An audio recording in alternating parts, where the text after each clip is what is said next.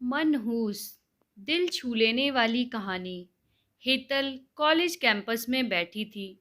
जब उसकी क्लास पूरी हुई तो वह अपनी सहेली के साथ बातें कर रही थी। उसे रास्ते से जाते समय गायत्री दिखी।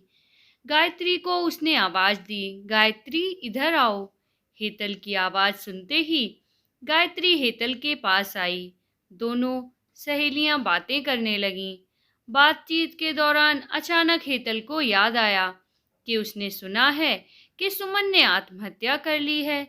इस बारे में गायत्री से जानना चाहा। सुमन, हेतल और गायत्री दोनों ही कि ये बचपन की सहेली थीं। गायत्री और सुमन दोनों एक दूसरे की पड़ोसी थीं।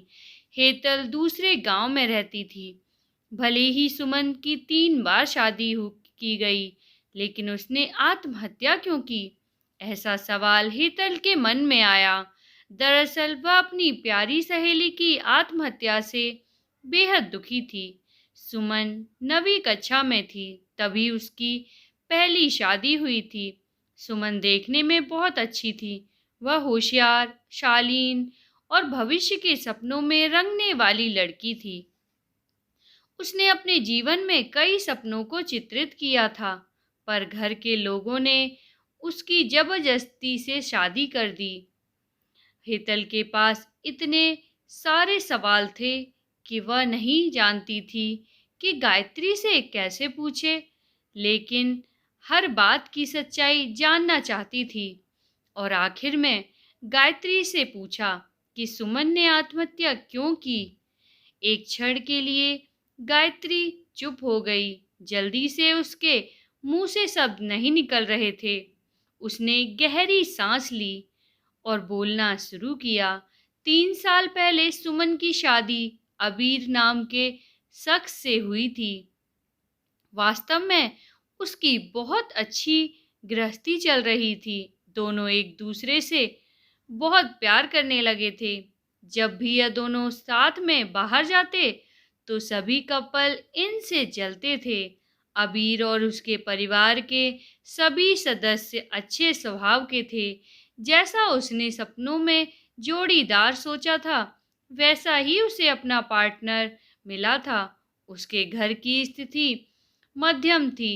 अबीर का एक छोटा सा होटल था। उसमें से उसके सारे खर्चे बांट देने के बाद कुछ पैसे बच जाते थे।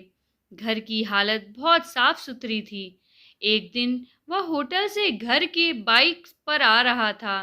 एक बड़ी कार से उसका बहुत बड़ा एक्सीडेंट हो गया और इसमें उसे काफ़ी चोटें आईं। हादसे के बाद उसे अस्पताल ले जाया गया, लेकिन सिर में गंभीर चोट लगने के कारण इलाज के दौरान उसकी मौत हो गई।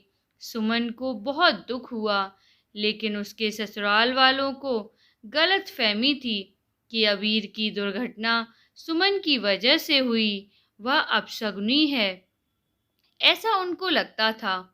उनमें से कोई भी उसे समझ नहीं पाया।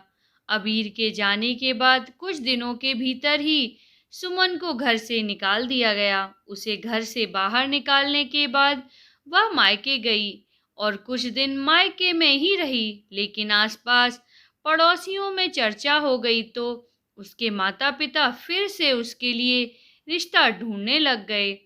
जब वह बाहर निकलती थी तो लोग हमेशा उसे ताने मारते थे। इस वजह से सभी बहुत परेशान थे। ऐसे में उन्होंने जल्दी जल्दी में अमोल से शादी करवा दी। अमोल बहुत ही बुरा आदमी था। दारू पीता था, कुछ काम धंधा नहीं करता, चोरी करता, मार पीट करता। उसका रोजाना यही काम था। इस सब से सुमन को बहुत दुख होता था, पर वह कुछ नहीं कर सकती थी। एक रात को वह देर से घर आया और जल्दी जल्दी में घर में कुछ ढूंढने लगा। सुमन ने उसे पूछा, पर उसने कुछ भी नहीं बोला। उसे जो चीज चाहिए थी वह उसे मिली नहीं। इस वजह से वह वहां से बाहर चला गया। सुमन रात भर उसकी राह देखती रही, पर वह आया ही नहीं। दूसरे दिन पुलिस को उसका मृतदेह मिला, रास्ते के किनारे पड़ा हुआ। उसका चाकू से किसी ने खून कर दिया था। यह खबर सुमन को पता चली तो उस पर दुखों का पहाड़ टूट पड़ा। कुछ दिनों तक वह अपने ससुराल में रही, लेकिन बाद में ससुराल वालों ने उसे प्रताड़ित करना शुरू कर दिया। इस वजह से सुमन वापस मायके आ गई। घर आकर कुछ दिन ऐसे ही बीत गए। हर दिन आ रहा था और जा रहा था, लेकिन सुमन की स्थिति वहीं थी। उसकी तरफ देखा नहीं जा रहा था। उसका परिवार उसकी स्थिति को सहन नहीं कर सके, इसलिए उन्होंने उसकी वापस से शादी करने का फैसला किया। के लिए रिश्ता ढूंढने लगे। उनके रिश्तेदारों में गौतम नाम का लड़का था।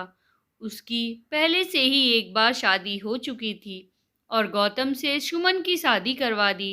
सुमन बहुत खुश थी। शादी हुई और कुछ महीने बाद उसे मालूम हुआ कि गौतम को कैंसर है, ब्लड कैंसर।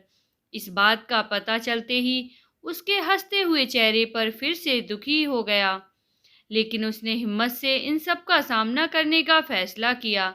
5 महीने तक अपने पति की सेवा की, लेकिन आखिरकार 5 महीने बाद उसके पति की मौत हो गई।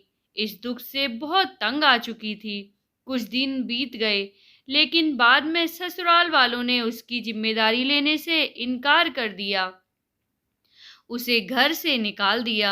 उसके बाद वह फिर से मायके चली गई, लेकिन उसके माता पिता, उसके भाई भाभी ने भी उसे घर में आने नहीं दिया।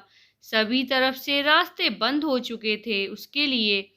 उसे उम्मीद की कोई किरण नजर नहीं आ रही थी। अंत में उसने खुद को खत्म करने का फैसला किया, उसका जीवन समाप्त कर दिया। सुमन की यह कहानी सुनकर हेतल की आंसुओं से भरकर बह रही थीं। पूरा दिन वह सुमन के बारे में सोचती रही। क्या इन तीनों घटनाओं में बेचारी सुमन का कोई भी दोष था? क्या उसके माँ बाप को सिर्फ उसकी शादी कर उसे हर बार किसी के पास भेज देना सही था? वो उसे अपने पैरों पर खड़ा करने की कोशिश भी कर सकते थे। सच कहो तो हेतल की जान उसकी बदनसीबी ने नहीं, उसके परिवार की, उसके आसपास के लोगों की छोटी सोच ने ली है। वो बेचारी मनहूस नहीं, बदनसीब थी, क्योंकि उसके आसपास ऐसी सोच रखने वाले लोग थे। तो दोस्तों, आज की कहानी कैसी लगी हमें कमेंट करके ज़रूर बताएं, और वीडियो पसंद आई हो तो वीडियो को लाइक और चैनल को सब्सक्राइब जरूर करें। कहानी सुनने के लिए आपका बहुत बहुत धन्यवाद।